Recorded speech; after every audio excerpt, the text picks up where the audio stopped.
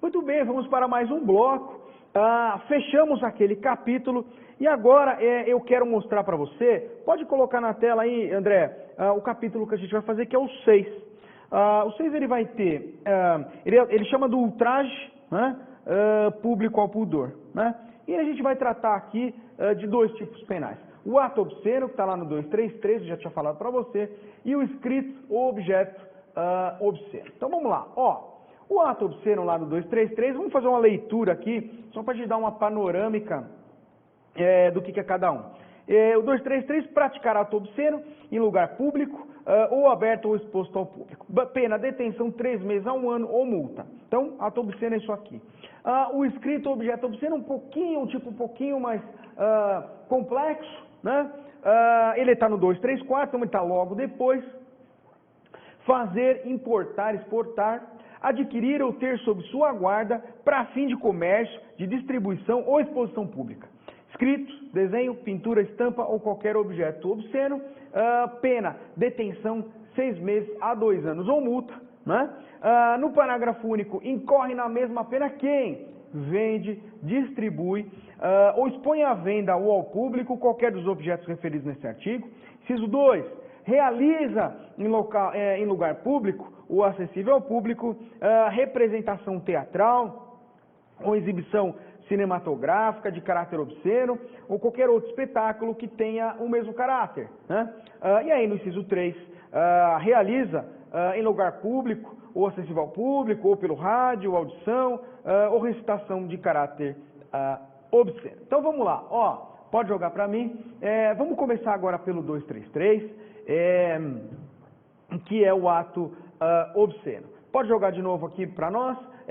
Então vamos lá. Praticar ato obsceno no lugar público ou aberto ou exposto ao público, detenção de 3 meses a 1 ano ou multa.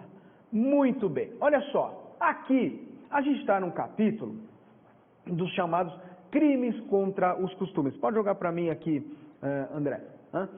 Hoje em dia, evidentemente que esse tipo de crime aqui tem que ser observado ou tem que ser lido à luz da Constituição, né?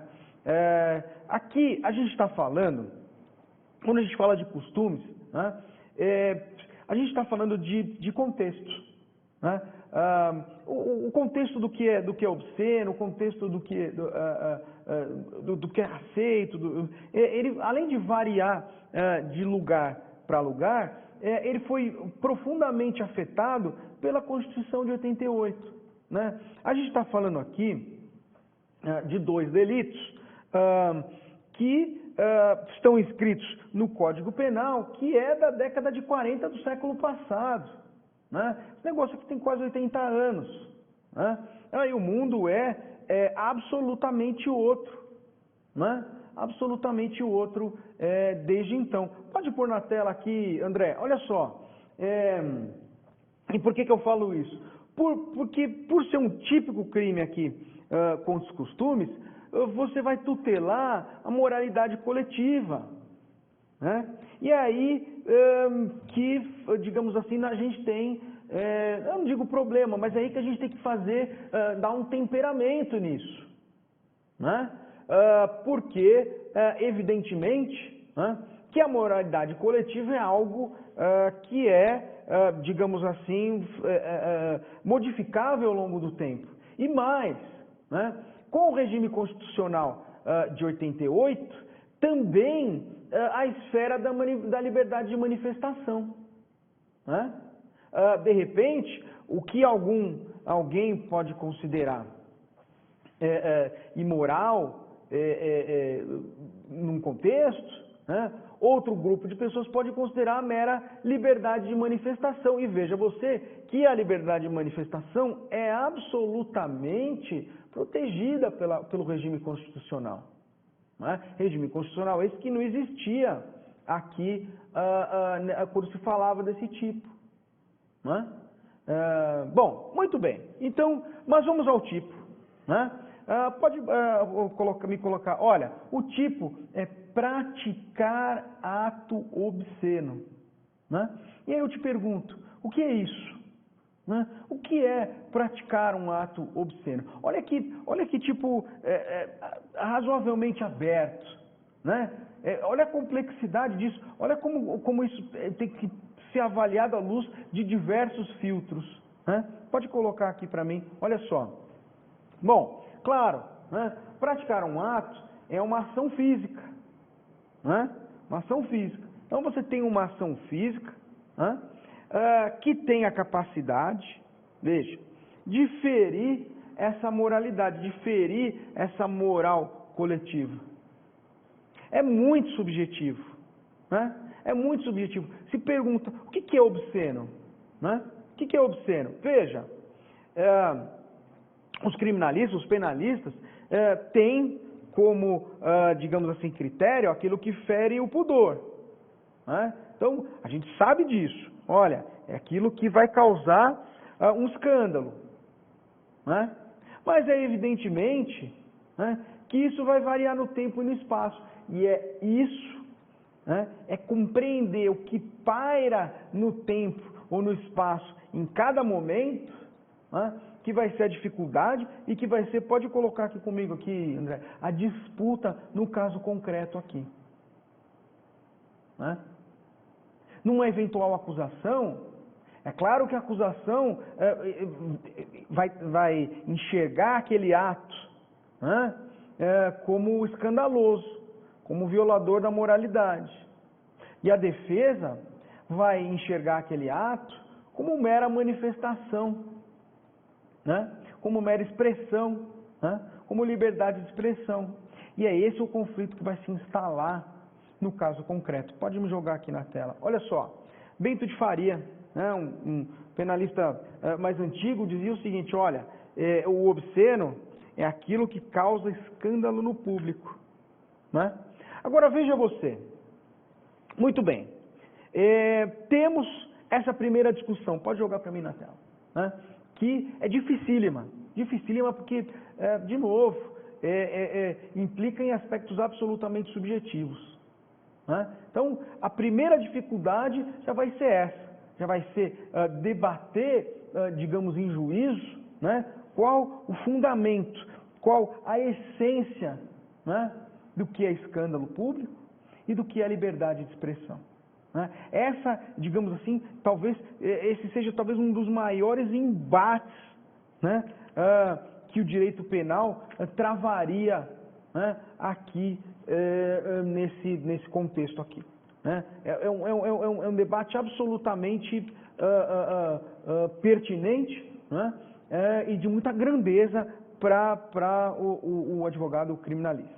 Né? Mas há também um outro aspecto, e aí um aspecto mais fático, que pode ser debatido aqui e que faz parte do tipo. Pode jogar aqui na tela, André? Olha só, veja você que a prática desse ato obsceno, ela tem que ocorrer numa determinada condição, que é o quê? Ocorrer em lugar público, aberto ou exposto ao público. Então veja que o próprio tipo penal, ele coloca uma condição para essa ocorrência do ato obsceno, para essa prática do ato obsceno se tornar crime. Que é o quê? O local público, aberto ao público ou exposto ao público. E de novo, aqui pode me jogar, de novo, aqui a gente vai ter uma controvérsia, de novo aqui a gente vai ter um alvo, uma disputa entre acusação e defesa. Né? Por quê? Porque no caso concreto, tem que ter uma avaliação do que representa esse local público, aberto ao público ou exposto ao público. De novo, aqui, para quem tem um olhar aguçado, um olhar treinado, né, a disputa vai ser qualificada. Pode colocar aqui na tela, olha só, local público. Né? Local público é aquele aberto, amplo, exposto ao público, onde não há um controle de ingresso, não há, digamos assim, uma condição de acesso. Então, é a praça pública, né? A via pública, a rua, a calçada. Né? São as vias abertas à circulação.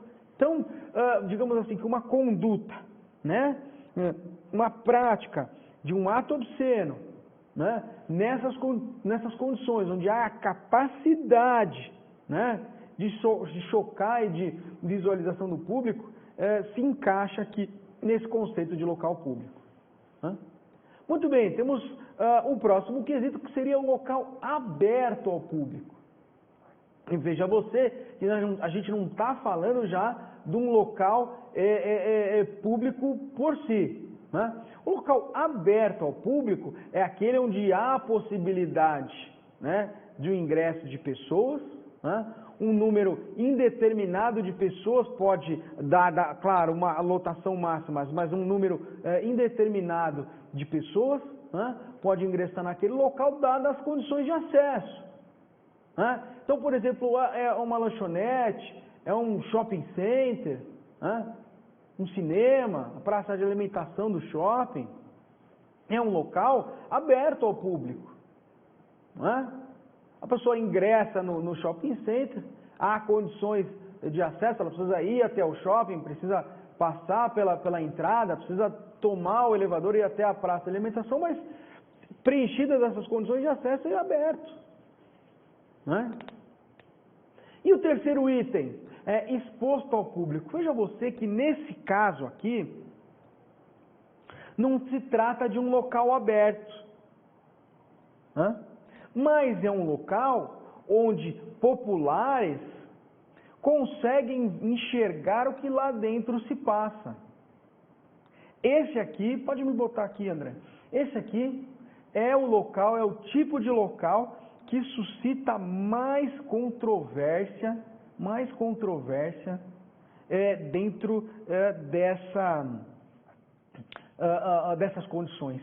Por quê? Pode colocar aqui na tela de novo. Porque esse local aqui é um local em que a visibilidade, a possibilidade de visibilidade é condição intrínseca, desse local.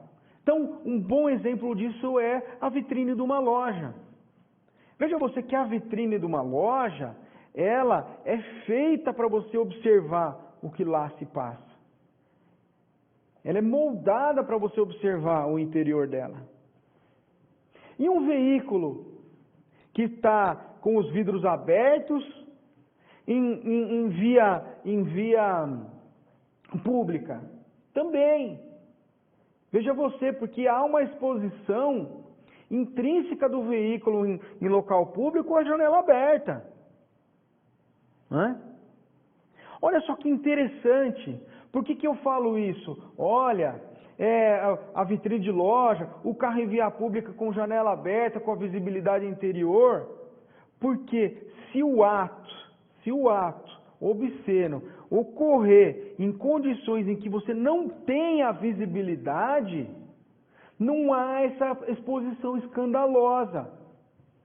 E aí vai faltar esse elemento apto a ofender o coletivo. Imagine você que a pessoa está fazendo um ato obsceno, mas o local é ermo, é um local público, é um local aberto, mas ele é ermo, está lá no meio do mato, no escuro. Não há possibilidade nenhuma de ninguém enxergar o que está se passando lá dentro, ou o que está se passando naquele local. Talvez aí não seja ato obsceno. Talvez aí falte o elemento apto a ofender o coletivo. E de novo, é nessas circunstâncias, pode jogar para mim, André, em que vai se dar um embate nos tribunais. Será que um veículo com vidro lacrado, vidro fumê lacrado, numa garagem escura, a pessoa comete um ato obsceno ali dentro, será que ele tem potencial para uma exposição escandalosa? Veja que você, com esse olhar qualificado, já pode argumentar num sentido ou no outro, a olhar o caso concreto. Será que numa praia deserta, escura, sem que não haja a possibilidade de nenhum transeunte naquele momento lá passar, será que esse local tem esse elemento da exposição pública? Ou veja que precisa ser pensado, esse tipo precisa ser filtrado a partir desse olhar. E olha que complexidade isso. Você, quem está trabalhando, né, nesse caso aqui, precisa passar esses dois filtros. O primeiro deles, né, o filtro do escândalo, o filtro do potencial de escândalo que aquele ato tem. E segundo, as condições de local. Se o local atende, né, a esse potencial de visibilidade, de provocação de escândalo. Muito bem. Pode me pôr na tela aqui. Olha só, é importante que a gente faça esse confronto com alguns outros dispositivos legais. O primeiro deles que sempre aparece aqui pra gente, e que realmente é muito complicado, é esse aqui, ó. Satisfação de lascívia mediante a presença de criança ou adolescente. Isso aqui está no ECA, né? É o 218A do ECA, e é o seguinte, ele fala, olha, você pratica na presença de alguém menor de 14 anos, ou você induz esse menor de 14 anos a presenciar uma conjunção carnal, um ato libidinoso, a fim de servir a lascívia própria ou de outra, inclusive, olha, reclusão de 2 a 4 anos. Veja você que aqui a gente está falando também de um ato obsceno, porque uma conjunção carnal, um ato libidinoso, mas aqui ele é praticado na presença do adolescente e propositadamente a fim de satisfazer a lascívia. Então não é um ato obsceno pela própria exposição do ato. Aqui você está fazendo propositadamente na presença do adolescente e com esse fim aqui de satisfazer a lascívia própria ou de outra. Veja que é um tipo que ele tem uma série de outros requisitos que vão mais infinitamente além do mero ato obsceno. Ele tem 1000 outros elementos. Ele tem o elemento do menor, né? Ele tem um elemento que tem que ser uma conjunção carnal, um ato libidinoso, tem um elemento sexual, né? Ele tem esse fim de satisfazer a lascívia. Então veja que esse tipo aqui, embora possa passar do lado do ato obsceno, ele envolve uma complexidade de elementos muito maior. E não pode ser confundido. Não pode ser confundido. André, volta para mim aqui. Muito bem. Nós vamos fechar esse bloco aqui e depois eu vou voltar com algumas perguntas muito frequentes em torno desse tipo de crime aqui no próximo bloco. Tranquilo? Espero que você tenha gostado, que eu tenha clareado para você, trazido para você aqui o contorno para você fazer os encaixes. Daqui a pouco eu volto.